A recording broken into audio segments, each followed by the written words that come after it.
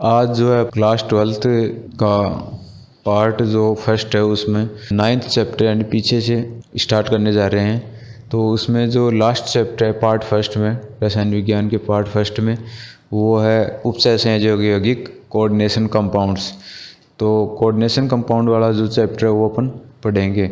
तो coordination compounds क्या होते हैं, कौन से एलिमेंट्स जो होते हैं वो कोऑर्डिनेशन कंपाउंड बनाते हैं, और क्या इनका मतलब स्ट्रक्चर होता है, कैसे को बनाया जा सकता है, वो अपन देखेंगे। तो कोऑर्डिनेशन कंपाउंड क्या होते हैं? कोऑर्डिनेशन कंपाउंड जो होते हैं वो किसके द्वारा बनाए जाते हैं? डी ब्लॉक तत्वों के द्वारा बनाए जाते हैं। संक्रमण तत्वों के द्वारा कोऑर्डिनेशन कंपाउंड या उपसय संयोजक यौगिक बनाए जाते हैं। संकुल जो होते हैं, संकुल यौगिक, उनको ही क्या कहते हैं? कोऑर्डिनेशन कंपाउंड कहते हैं। एक तरह से संकुल यौगिक डी ब्लॉक तत्वों के द्वारा बनाए जाते हैं, और संकुल यौगिकों को ही आजकल एक तरह से उपसय संयोजक यौगिकों की अवधारणा के रूप में स्वीकार किया गया है और उनका अध्ययन किया जाता है। और जो ये अपने कोऑर्डिनेशन कंपाउंड्स होते हैं, इनका हमारे दैनिक जीवन में भी काफ़ी महत्व होता है।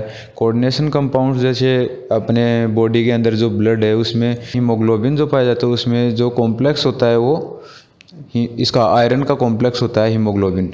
तो वो आयरन का कॉम्प्लेक्स जो हीमोग्लोबिन है वो एक प्रकार से उपसय संयोजक यौगिक है। इसके अलावा जो पर्णहरित या क्लोरोफिल जो होता है पेड़ पौधों में, जिसमें प्रकाश संश्लेषण की प्रक्रिया होती है, वो भी एक कॉम्प्लेक्स ही है। जो मैग्नीशियम का कॉम्प्लेक्स होता है तो वो भी उपसय संयोजक यौगिक ही है। तो उपसय संयोजक यौगिक जो होते हैं वो डी ब्लॉक तत्वों या संक्रमण तत्वों के द्वारा बनाए जाते हैं। तो इसमें डी ब्लॉक एलिमेंट्स काम में आते हैं, ओनली डी ब्लॉक एलिमेंट्स इसमें काम में आते हैं। तो वो उन चीज़ों का यानी डी ब्लॉक एलिमेंट्स का अपने को पूरा नॉलेज होना चाहिए, तभी अपन इनको इनकी जो भी प्रॉब्लम्स आएगी वो सॉल्व कर पाएंगे। जैसे ऑक्सीडेशन स्टेट निकालना और इनका इलेक्ट्रॉनिक विन्यास अपने को मालूम होगा, तभी तो ऑक्सीडेशन स्टेट निकाल पाएंगे। क्या इनमें डी ब्लॉक एलिमेंट्स में जो इलेक्ट्रॉनिक विन्यास के अपवाद आते हैं, तो कौन से मतलब ऑक्सीडेशन स्टेट के दौरान, ऑक्सीडेशन या ऑक्सीकरण के दौरान जो ऑक्सीडेशन स्टेट बनती है तो इलेक्ट्रॉन्स निकलते हैं तो वो कौन से मतलब उपकोष से निकलेंगे, कौन से कक्षक से निकलेंगे, डी कक्षक से निकलेंगे या एस कक्षक से निकलेंगे। तो वो भी अपने को ध्यान कब होगा? जब डी ब्लॉक एलिमेंट्स का पूरा नॉलेज होगा। तो सबसे पहले अपन अगर देखें तो डी ब्लॉक एलिमेंट्स का नॉलेज होना चाहिए। उसके बाद में अपन अगर इसको स्टार्ट करें 12th के स्टैंडर्ड पे, तो 12th के स्टैंडर्ड पे मतलब इसको जो मेन कैटेगरी है वो उसको बोलते हैं एडिशनल कंपाउंड्स या योगात्मक यौगिक इनको बोलते हैं। योगात्मक यौगिक क्या होते हैं? योगात्मक यौगिक मतलब दो सरल अणुओं को यदि मिलाकर क्रिस्टलीकृत किया जाता है तो जो यौगिक बनता है उनको योगात्मक यौगिक कहते हैं। और योगात्मक यौगिक जो होते हैं उनको फिर दो कैटेगरी में डिवाइड किया जाता है। तो एक तो हो जाएगा द्विक लवण और एक हो जाएगा कोऑर्डिनेशन कंपाउंड या संकुल यौगिक, उपसय संयोजक यौगिक। तो योगात्मक यौगिक का ही दूसरा भाग है कोऑर्डिनेशन कंपाउंड, और एक होता है द्विक लवण। द्विक लवण जो होते हैं, जैसे पहला ले लिया अपन ने द्विक लवण। अब जो द्विक लवण जो होता है उसको यदि अपन किसी भी विलयन में घोलते हैं, जैसे एक्वस में घोल दिया, जल में घोल दिया, तो वो पूर्णतया आयनित हो जाता है, यानी पूर्णतया आयनों में विभक्त हो जाएगा। जबकि ये जो कोऑर्डिनेशन कंपाउंड होते हैं ये पूर्णतया आयनों में विभक्त नहीं होते हैं। ये एक तो मतलब एक्वस या जलीय विलयन में डालने पर एक तो जो मेन आयन बनेगा वो संकुल वाला आयन बनेगा, और एक बनेगा नॉर्मल आयन। तो वो हो जाएगा उपसय संयोजक यौगिक। अब उपसय संयोजक यौगिक होते हैं, उनको किस प्रकार से दर्शाया जाता है, क्या उनमें सेंट्रल एटम होता है, क्या चीज़ें होते हैं, वो सारी चीज़ें अपन देखेंगे। तो सबसे पहले अपन योगात्मक यौगिक लिखते हैं और उसके दो पार्ट होते हैं, जो उनमें से दूसरा पार्ट यह आ जाएगा, पहला द्विक लवण आ जाएगा, उनके बारे में पढ़ते हैं और फिर कोऑर्डिनेशन कंपाउंड को आगे बढ़ाते हैं। देखिए सबसे पहले जैसे यौगिक, योगात्मक यौगिक, जब दो सरल लवणों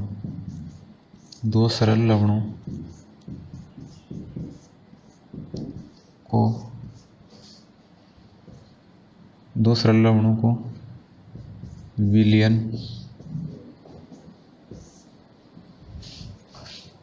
में घोलकर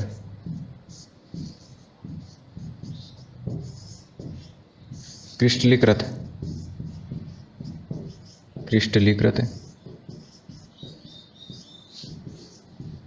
किया जाता है तो प्राप्त होने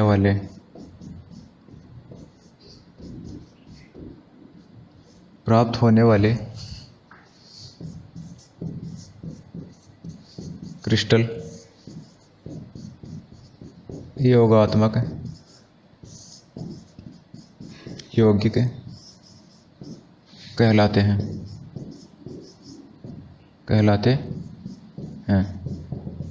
एग्जाम्पल ले लिया जैसे अपन ने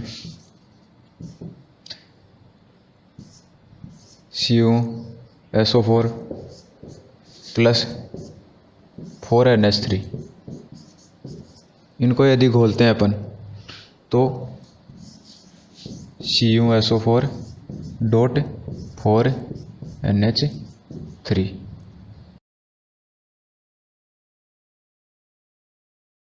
तो ये जो है ये तो दो सरल लवण हो गए, और जो ये कंपाउंड बन रहा है वो एक योगात्मक यौगिक हो गया, एडिटिव कंपाउंड योगात्मक यौगिक। इसी प्रकार से जैसे KCl ले लिया प्लस MgCl2 प्लस 6H2 तो बन गया अपने पास KCl डॉट MgCl2 6H2, इसको बोलते हैं कार्नेलाइट 6H2 कार्नेलाइट।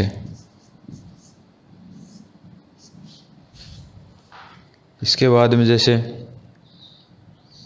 K2SO4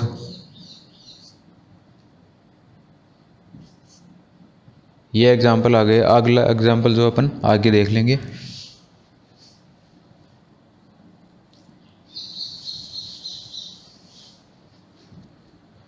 तो ये योगात्मक यौगिक हो गए। अब योगात्मक यौगिक जो होता है वो दो प्रकार के होते हैं।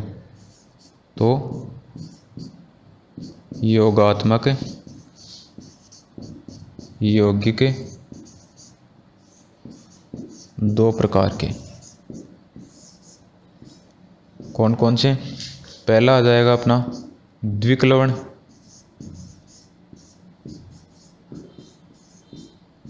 दूसरा आ जाएगा उपसह संयोजक यौगिक, उपसह संयोजक यौगिक।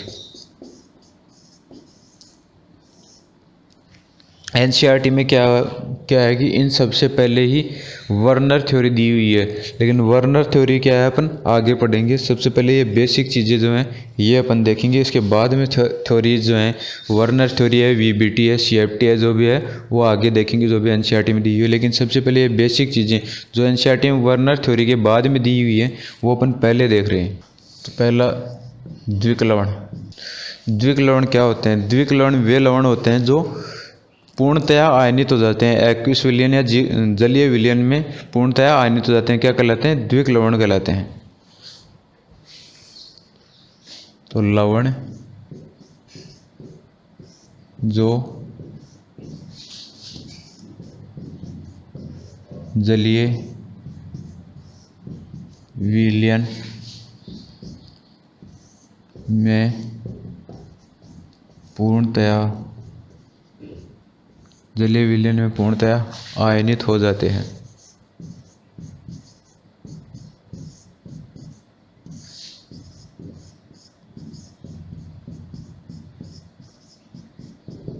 क्या कहलाते हैं? द्विक लवण कहलाते हैं। अब द्विक लवण में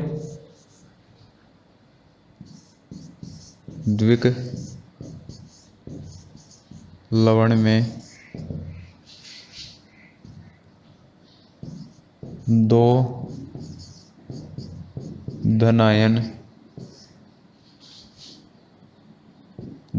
एक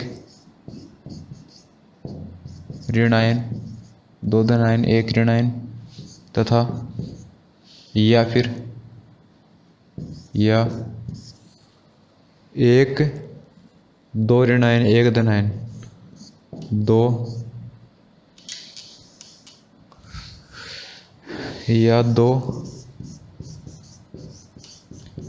ऋणायन एक धन आयन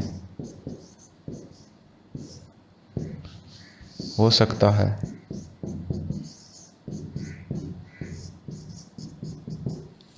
कैसे?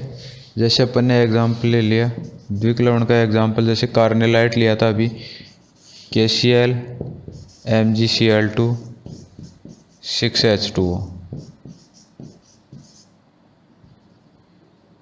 ये किसका उदाहरण है? कार्नेलाइट। कार्नेलाइट जो है, कार्नेलाइट,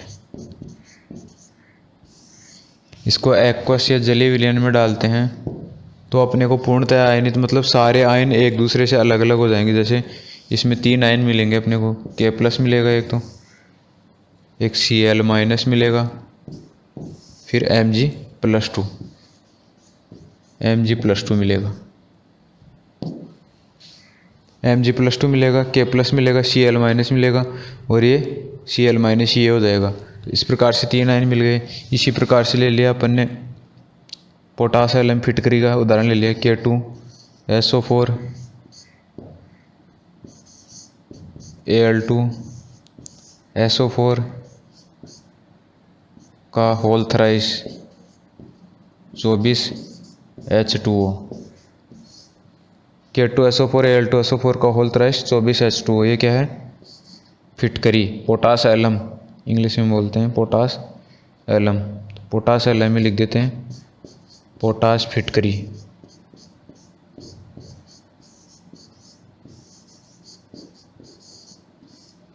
पोटास फिटकरी। इसको तोड़ेंगे जैसे एक्वस या जलीय विलयन में, ये K2 यानी K+ SO4-2 और Al+3, ये 3 आयन मिलेंगे अपने को। तो ये तो क्या है, पूर्णतया जल में विलय हो जाते हैं। कौन से? द्विक लवण। लवण जो जलीय विलयन में पूर्णतया आयनित हो जाते हैं। द्विक लवण में 2 धन आयन, 1 ऋण आयन, या 1 ऋण आयन, 2 धन आयन, या 1 ऋण आयन, या 2 ऋण आयन, या 1 धन आयन हो सकता है। जैसे यहाँ पे 2 धन आयन कौन कौन से हो गए? K+ और Mg+2, एक ही अकेला ऋण आयन है। और यहाँ पे भी 2 धन आयन हो गए, 1 ऋण आयन हो गया। इसी प्रकार से 2 ऋण आयन भी हो सकते हैं और 1 धन आयन भी हो सकता है। इस प्रकार से द्विक लवण होते हैं। दूसरा जो पार्ट है अपना, वो है उपसंयोजक यौगिक। इसके बाद में जो दूसरा पार्ट है योगात्मक यौगिक का, वो कौन सा हो जाएगा? उपसंयोजक यौगिक। दूसरा जो पार्ट है अपना, वो है उपसंयोजक यौगिक। तो उपसंयोजक यौगिक कोऑर्डिनेशन कंपाउंड क्या होते हैं? कोऑर्डिनेशन कंपाउंड वे कंपाउंड होते हैं जो जलीय विलयन में पूर्णतः आयनित नहीं होते हैं। यानी उनमें से एक तो संकुल आयन बनेगा और दूसरा एक साधारण आयन बनेगा। इसका एग्जाम्पल लिख लेते हैं, इसकी परिभाषा लिख लेते हैं। वे लवण जो जलीय विलयन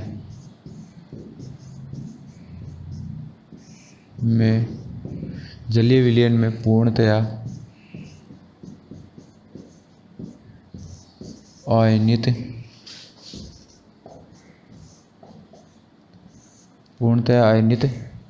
नहीं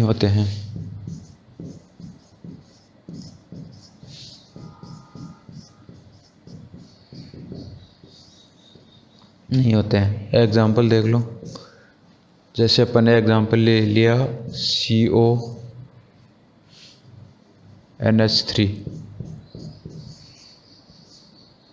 CONH3 का होल 4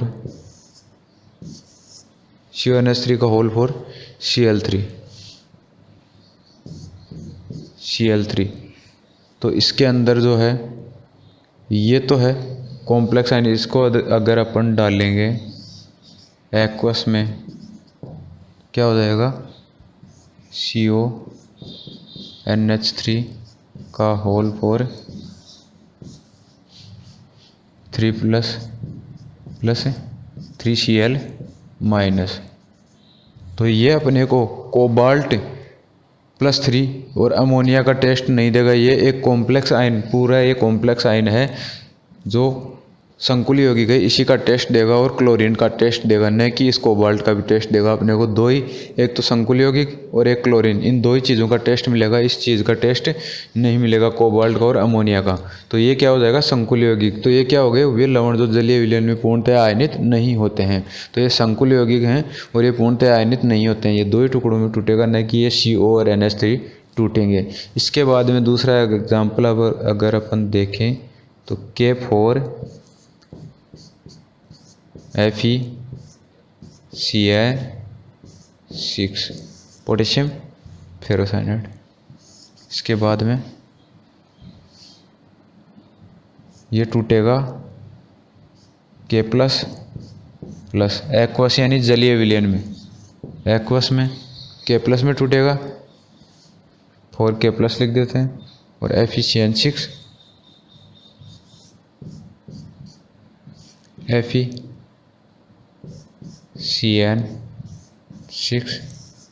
4 माइनस, FeCN6 4 माइनस। तो ये जो है, अगर ये कॉम्प्लेक्स आयन अपन ले रहे हैं और इसको जलीय विलयन में डाल रहे हैं तो ये पोटेशियम और फिर ये जो FeCN6 4 माइनस जो ऋण आयन है इसी में टूटेगा, न कि ये। तो ये टेस्ट अगर अपन करेंगे लेबोरेटरी में तो ये टेस्ट किसका देता है, केवल पोटेशियम का, एक तो इस पोटेशियम का देगा और इस संकुल आयन का देगा, न कि साइनाइड और आयरन का टेस्ट देगा। पूरे संकुल आयन का एक साथ टेस्ट देगा, इन दोनों का अलग अलग टेस्ट नहीं देगा। तो ये संकुल यौगिक हैं जो पूर्णतः जलीय विलयन में पूर्णतः आयनित नहीं होते हैं। इनकी ये पहचान हो गई कि ये अलग अलग टेस्ट नहीं देंगे, ये जो हैं इसके अंदर टेस्ट नहीं देंगे अलग अलग। चलो ठीक है। इसके बाद में अगर अपन देखें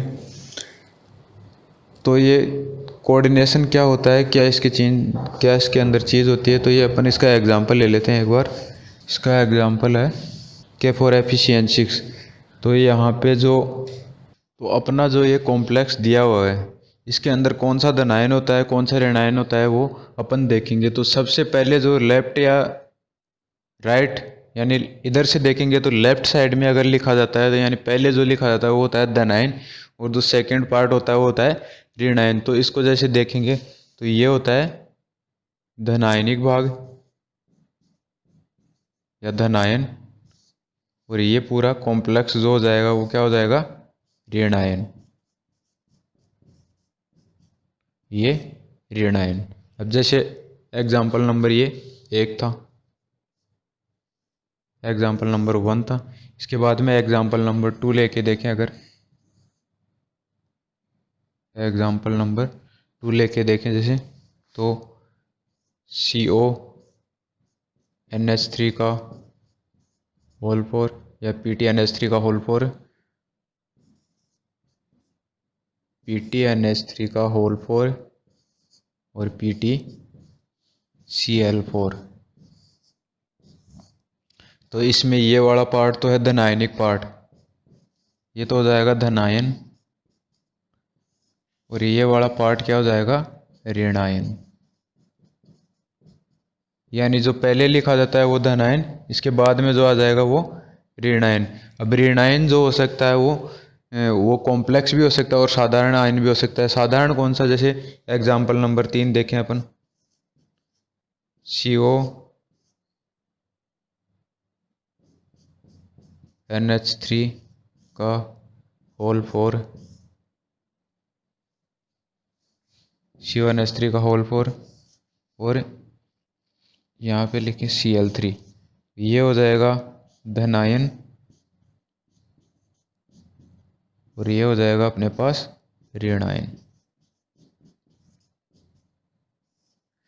तो कॉम्प्लेक्स के अंदर साधारण धनायन हो सकता है, कॉम्प्लेक्स ऋणायन हो सकता है, दोनों धनायन और ऋणायन दोनों कॉम्प्लेक्स हो सकते हैं, या कॉम्प्लेक्स धनायन और साधारण ऋणायन हो सकता है। ये कोई कंडीशन नहीं है कि पहले जो आ गया वही मतलब कॉम्प्लेक्स होगा या बाद वाला कॉम्प्लेक्स होगा। कॉम्प्लेक्स कोई सा भी हो सकता है, पहले जो आएगा वो धनायन, बाद में जो लिखा जाएगा वो ऋणायन। तो इसके बाद में जो कॉम्प्लेक्स में कौन कौन से भाग होते हैं वो अपन देखेंगे, क्या होती है सेंट्रल एटम, क्या होता है लिगेंड, और क्या इसकी मतलब स्ट्रक्चर होती है वो अपन देखते हैं। कोऑर्डिनेशन स्पेयर क्या होता है वो अपन इसको देखते हैं अभी।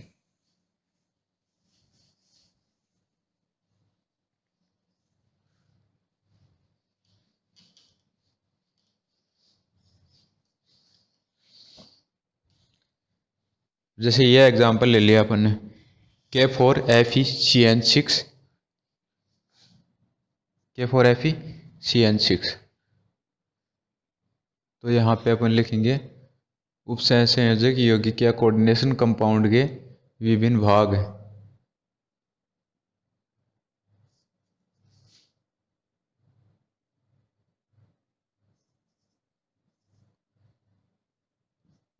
कोऑर्डिनेशन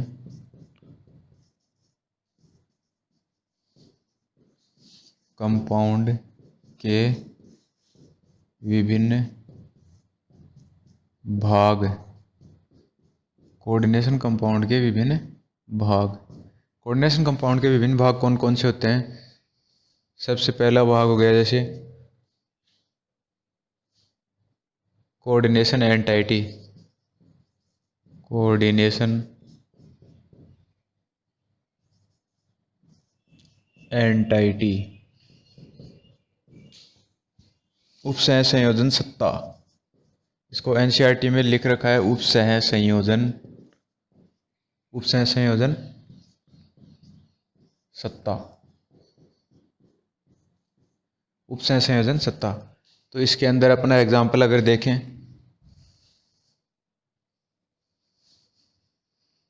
इसके अंदर यदि अपना एग्जाम्पल लें जैसे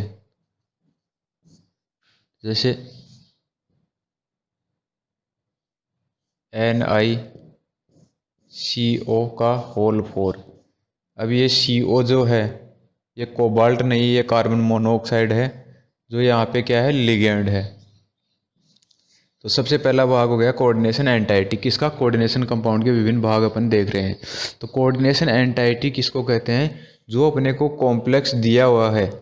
कोऑर्डिनेशन सत्ता यानी कोऑर्डिनेशन जो परिसर है वो अपने को जो दिया हुआ है, इस पूरे भाग को क्या बोलेंगे अपन यहाँ पे? Coordination entity. दूसरा एग्जाम्पल अगर अपन देखें, जैसे अभी अपने पास था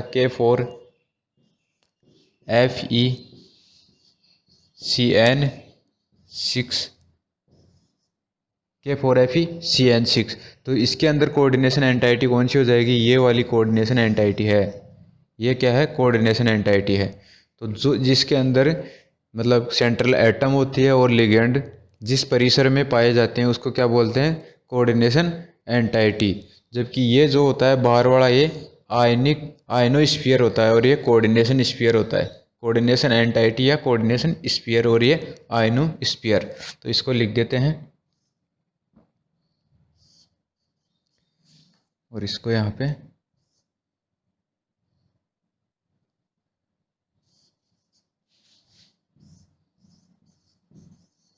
कोऑर्डिनेशन एंटाइटी और coordination sphere. Coordination sphere, coordination entity और कोऑर्डिनेशन स्फीयर। इसके बाद में जो ये K4 बाहर लिखा हुआ है इसको बोलते हैं आयनिक स्फीयर, आयनोस्फीयर, आयनोस्फीयर या आयनो एंटाइटी। ठीक है, इसमें पूरा क्या है? कोऑर्डिनेशन स्फीयर ही है, कोऑर्डिनेशन एंटाइटी है।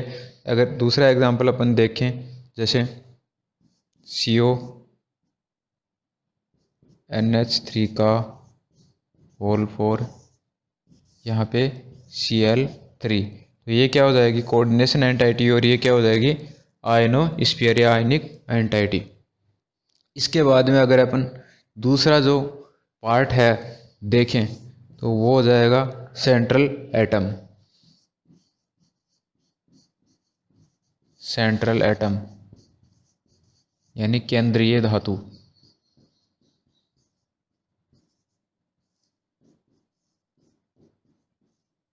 सेंट्रल मेटल या सेंट्रल एटम जिसको बोलते हैं, केंद्रीय धातु जो होती है, सेंट्रल मेटल लिख लेते हैं यहाँ पे, या सेंट्रल एटम और सेंट्रल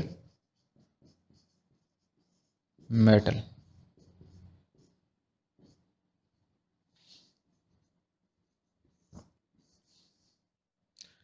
सेंट्रल मेटल कौन सा होता है? अब जैसे अपने पास जो भी कोऑर्डिनेशन कंपाउंड दिया हुआ है उसके अंदर जो कोऑर्डिनेशन स्फीयर होता है उसमें जो मेटल अपने पास पाई जाती है उसको क्या कहते हैं, कोऑर्डिनेशन मेटल, ये सेंट्रल एटम या सेंट्रल मेटल। जैसे अपने पास NiCO4 वाला एग्जांपल ले लेते हैं। Example NiCO4, NiCO4। तो ये क्या हो जाएगी,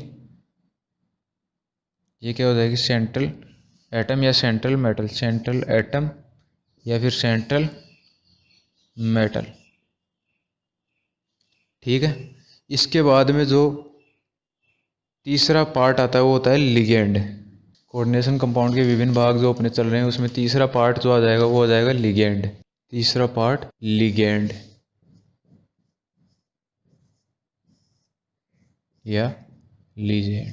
तो लिगेंड क्या होते हैं, उपसंयोजक यौगिकों में डोनेट इलेक्ट्रॉन युग्म डोनेट करने वाले परमाणु या परमाणुओं का समूह क्या कहलाता है, लिगेंड कहलाता है।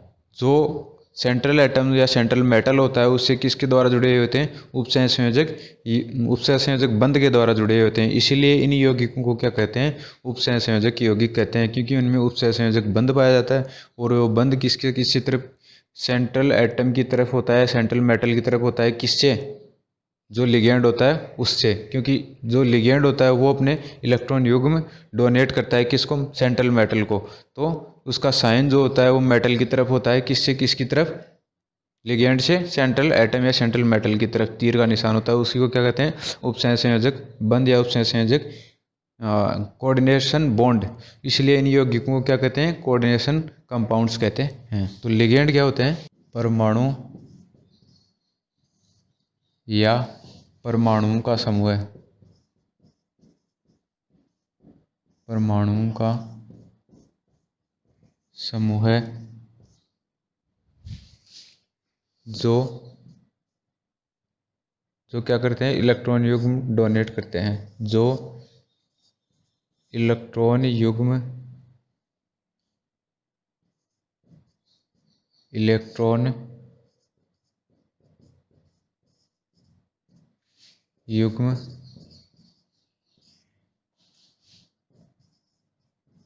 केंद्रीय धातु को देते हैं, केंद्रीय धातु को प्रदान करते हैं, क्या कहलाते हैं, लिगेंड कहलाते हैं। लिगेंड प्रदान करते हैं, क्या कहलाते हैं, लिगेंड कहलाते हैं।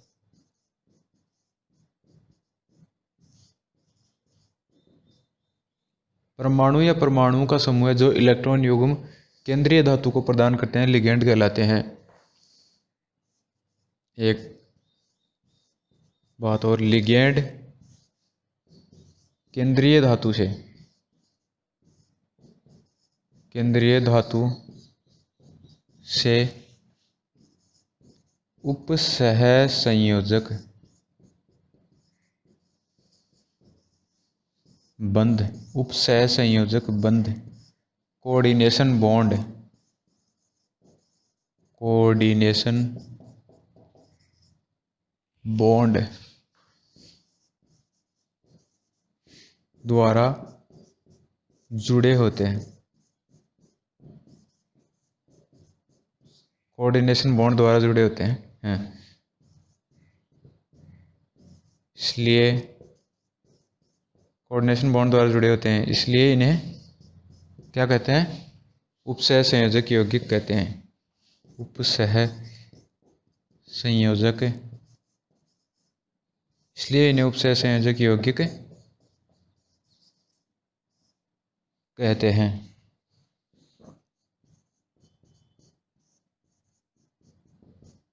जैसे कि अपन एग्जाम्पल ले अगर, तो जो NiCO4 वाला एग्जाम्पल ले, NiCO4, तो इसमें ये जो कार्बन मोनोऑक्साइड है, कार्बन मोनोऑक्साइड है, ये क्या है, लिगेंड है। ये किसको इलेक्ट्रॉन दे रही है, 4 कार्बन मोनोऑक्साइड इसको इलेक्ट्रॉन दे रही है, किसको, निकल को इलेक्ट्रॉन युग्म दे रही हैं।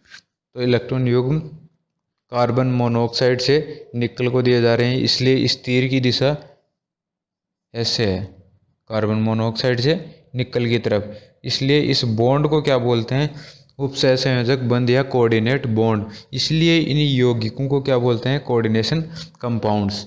कोऑर्डिनेशन कंपाउंड्स, उपसहसंयोजक यौगिक। अब जो लिगेंड होते हैं वो कितने प्रकार के होते हैं, कैसे होते हैं, वो अपन इनका वर्गीकरण देखते हैं।